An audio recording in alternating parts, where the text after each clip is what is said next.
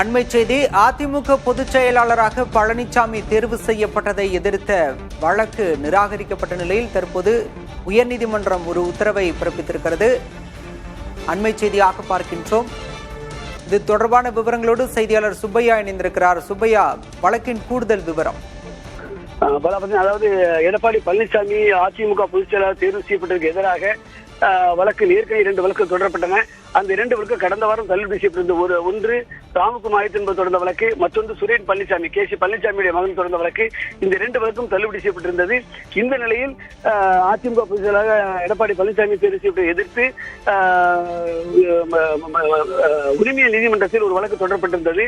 அந்த வழக்கு தள்ளுபடி செய்யப்பட்ட நிலையில் அதை எதிர்த்து மேல்முறையீடு செய்யப்பட்டிருந்தது உயர்நீதிமன்றத்தில். அந்த வழக்கானது திண்டுக்கலை சேர்ந்த சூரியமூர்த்தி என்பவர் தொடர்ந்த வழக்கு. அந்த வழக்கானது உயர்நீதிமன்றத்தில் மேல்முறையீடு செய்யப்பட்டு அது அதிமுக பொதுக்குழு தீர்மானங்களை எதிர்த்தும் அதிமுக பொதுச் செயலாளராக எடப்பாடி பழனிசாமி தேர்வு செய்யப்பட்டதை எதிர்த்தும் இந்த வழக்கு தொடரப்பட்டிருந்தது. இந்த வழக்கானது இன்று சென்னை உயர்நீதிமன்றத்தில் நீதிபதி பாலாஜி இந்த சூரியமூர்த்தியுடைய கோரிக்கை முடிவை நிராகரித்து தள்ளுபடி செய்து உத்தரவிட்டார். இதன் மூலம் எடப்பாடி பழனிசாமிக்கு எதிராக தொடரப்பட்ட 3 வழக்குகளும் முடிவுக்கு வந்துள்ளன. இந்த 3 மனுதாரர் சார்பிலும் வைக்கப்பட்ட கோரிக்கை நிறைவேற்றப்பட்டுள்ளதால் இதில் அடுத்த கட்டமாக முடிவெடுக்க வேண்டிய தேர்தல் ஆணையம் தான். தேர்தல் ஆணையம் இது தொடர்பாக முடிவெடுக்க கோரி ஏற்கனவே தொடரப்பட்ட பழைய வழக்கு ஒன்று நிலுவையில் உள்ள பிரதான வழக்கு.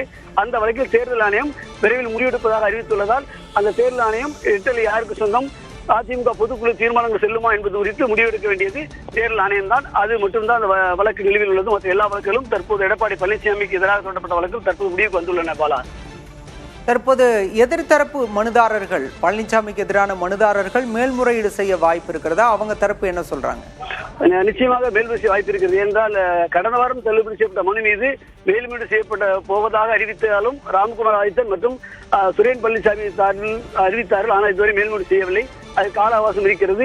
இதற்கிடையே தற்போது அந்த திண்டுக்கலை சேர்ந்த சூரியமூர்த்தி என்பது தொடர்ந்த வழக்கு. இவரும் அதிமுகவை சேர்ந்த இந்த உரிமை கோரிதான் வழக்கு தொடர்ந்திருந்தார். இவர் வழக்கு கோரிக்கை நிராகரிக்கப்பட்டுள்ளதால் இதை எதிர்த்து மேல்முறையீடு செய்வதற்கு வாய்ப்புகள் உள்ளன.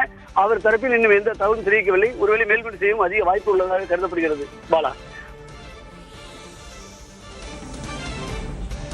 அதிமுக பொதுச் செயலாளராக பழனிசாமியை தேர்வு செய்ததை எதிர்த்து சென்னை உரிமையியல் நீதிமன்றத்தில் தொடரப்பட்ட வழக்கை சென்னை உயர்நீதிமன்றம் நிராகரித்திருக்கிறது. சூரியமூர்த்தி என்பவர் வழக்கு தொடர்ந்திருந்தார்.